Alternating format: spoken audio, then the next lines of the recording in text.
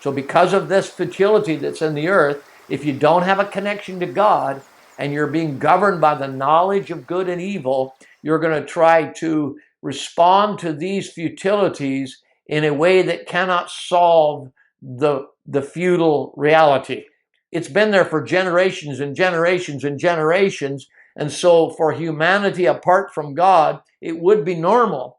But it's not normal for mankind in the likeness and the image of God. It's not normal for what God intends the earth to remain as, because God intends the earth to be liberated into the liberty that comes by the manifestation of the sons of God. Okay, so we inherit a belief that the effects of the curse are merely the natural order of things in the world. Now, whether we can articulate what these curses are, they are in the atmosphere, they're in the cosmos, they're in the world, they're in the ambience, they're in the fabric. And God put them there like giants in the land. And God wants the giants removed. He wants these things that are naturally in the fabric of creation removed, but it's only going to be removed supernaturally by God's presence in humanity. So we tend to view things through the paradigms of the curse. And so we begin to call things that are a curse, we call those things many times normal. Now, the first curse on the woman: I will greatly multiply your sorrow and your conception. In pain you shall bring forth children. This is the curse that is spoken upon the woman. We see this in Genesis 3:16. To the woman he said, I will greatly multiply your sorrow and your conception. In pain you shall bring forth children. Now the first curse came upon the woman is in the realm of birthing. So this first curse is on the woman, but remember, it affects men, women, cultures, societies. And so this is curse number 2, but it's the first sign that's on the woman. Now, it involves conception and delivery. Something would happen in pregnancy, in conception, expectancy. When a woman becomes expecting a child, there would be some pain involved in this expectancy. And then in birthing. So expectancy and birthing, there is a pain, 2 different kinds of pain that come. So it involves conception and delivery. So around the birth of a new life is a sorrow and a pain. So one pain involves a sorrow and the other pain involves a very difficult pain. I've never had a child, I'm a man, but from what I understand, it is very, very painful. And it is connected with birth. Now, when someone experiences this pain, it doesn't mean there's something wrong with them. It means that this is in the fabric of society. Now, the word actually here in the Hebrew for the pain, there's 2 pains here. One is worrisomeness, a labor or pain. Centered around pregnancy, there's a worry. And centered around birthing, there's a great pain. And so one is to worry, and the other is just this great pain. So the sign is upon the woman, but it affects every realm, atmosphere, and people of the world. Now, what does that look like? It looks like you're expectant, but are you really sure? Is everything okay with this pregnancy? What if things don't turn out right? What if it actually doesn't happen? What if I'm going through all of this?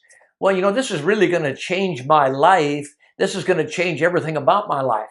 Now, this curse of the fall is actually what feeds and propagates the spirit of abortion, because the spirit of abortion is this expectancy is going to change my life forever. I won't be able to handle this. There won't be enough money. Something will be wrong with this child. It won't be able to grow up in society. This will change how I'm living. My whole world's going to change because of this. And the answer is yes, your world is going to change, but life multiplying to life is a blessing, not a curse. But when you have this worrisomeness and then this fear of, it's actually a temptation to fear death, not just a physical death, but a temptation to fear death.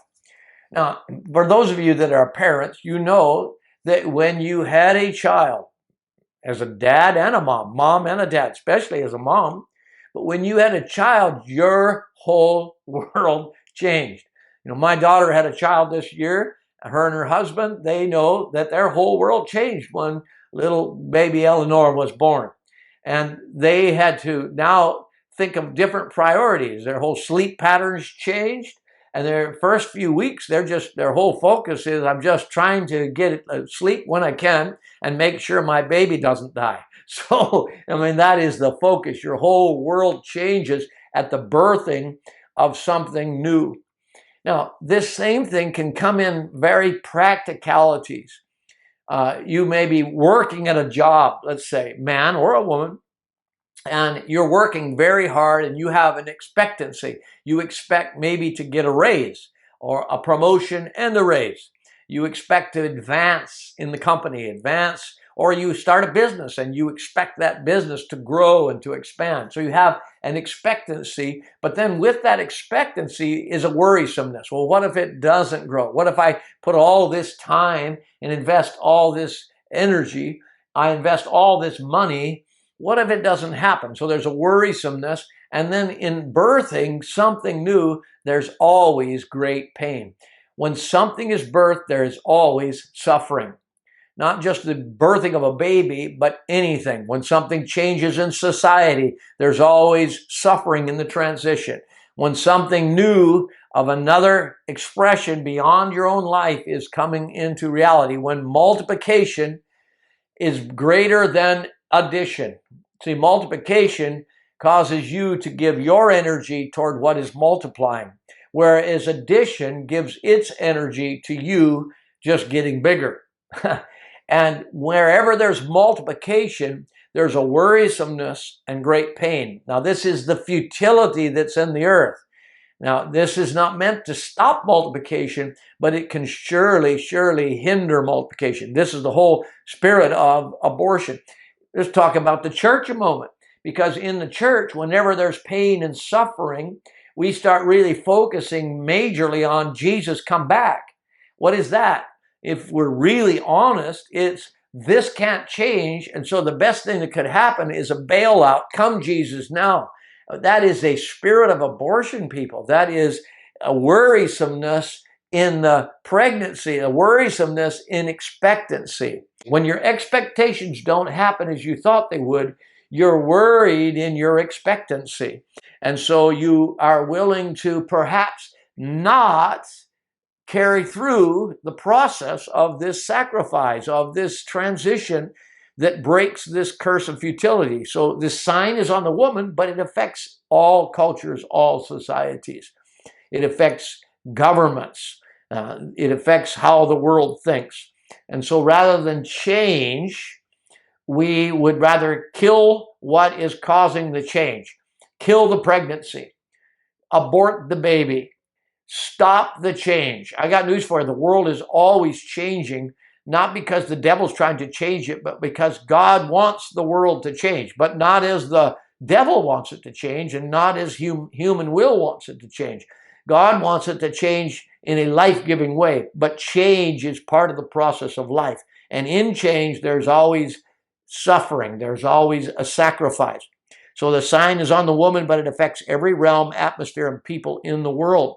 There is a temptation to fabricate or to fashion worry, pain, and anger around the most precious gift that will ever exist called life.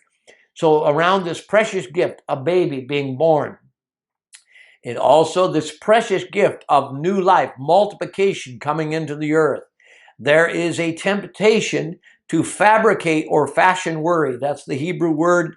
It means to fabricate or fashion worry, pain, and anger around the most precious gift that will ever exist called life. I would tell you right now that any time in life, I'm 65 this year, and so I've seen a few transitions. I've seen a few transitions in the world, a few transitions in my nation, a few transitions in the church. And without exception, every transition that I've seen and every transition that I've read about in history has in its transition suffering, pain, a temptation to fabricate worry, pain, and anger around the most precious gift that ever exists called life.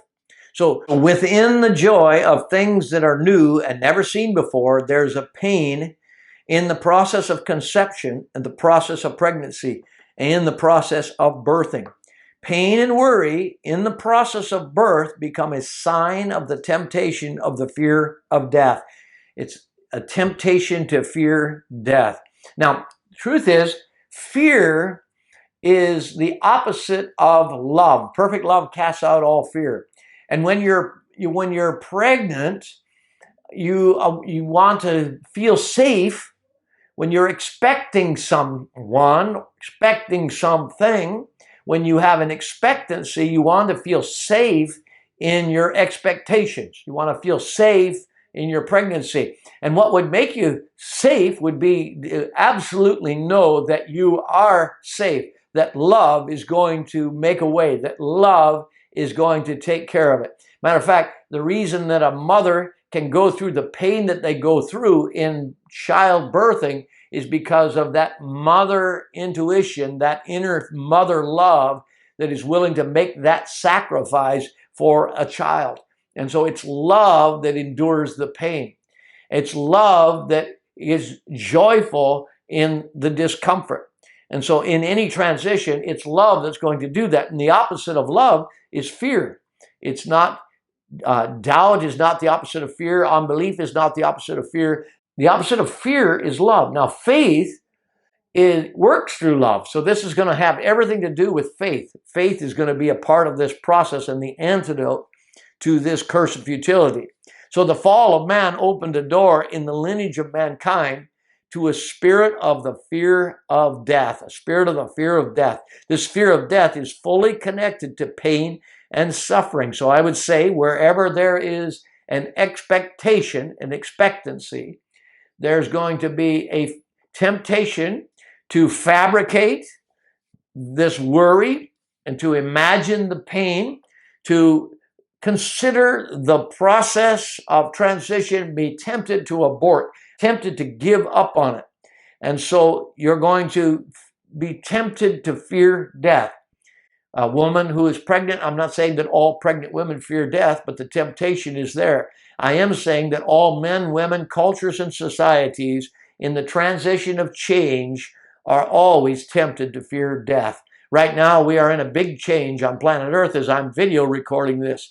There is something of life being birthed, and the pain is connected to that which is being birthed, and that which is being birthed is a testimony of life. And so we're going to be tempted to fear death in a transition. And so the fear of death is connected to this. So the fall of man opened the door to the lineage of mankind, to a spirit of the fear of the death. And this fear of death is fully connected to pain and suffering. Wherever there's pain and suffering, we think we did something wrong. Wherever there's pain and suffering, we want to escape. We want an out. So the second curse continues to read, in pain you will bring forth children. So it says there'll be worrisomeness in pregnancy, and in pain you shall bring forth children. Now the word for pain is different than the suffering of conception. This word means great pain and toil. So the other one is worrisomeness and pain, to even fabricate that. This is great pain and toil. So it is also a fabricated thing, but it is simply great pain and toil. So to have a baby is great pain and toil. There's a sign in the midst of childbirthing. It is a curse that includes worry, suffering, and pain. Wherever there's something new going to be multiplied, something beyond us birthed into the earth, there's going to be a fabrication of worrisome pain and great pain and suffering. So if you look at church history, all of the things that have been added to the church by the grace of God have come with great pain, great persecution. And so there's a sign in the midst of childbirthing. It's a curse that includes worry, suffering, and pain. It opens the door for the temptation of the fear of death. So I'm not saying that all people who are pregnant, all moms who are pregnant fear death, but there is a temptation. It can be even as practical. You're working on that job and you're hoping for a promotion. You've been working really hard. You have an expectancy, but you're fabricating this worrisomeness in it. And then maybe you get the promotion or you don't get the promotion. And if you get the promotion, there may be pain in the promotion. You may have to now embrace new responsibility that you didn't have before. And that is going to have to be something that you bear the case for. I've had many times in ministry where I've had to learn new skills. Even in this past year, as we've had the lockdown, I've had to embrace new ways of being who I am, and I've had to learn new technologies. I've had to learn new ways of doing things, and so I've had to embrace the pain of that. And so there is this open door for the temptation of the fear of death that comes into the earth, and then what happens if we don't overcome that temptation? We will abort the transition. We'll abort the birthing of that which is new. We won't make the sacrifice to embrace what is being given. So there are many circumstances and situations in our lives where we are tempted to fear death.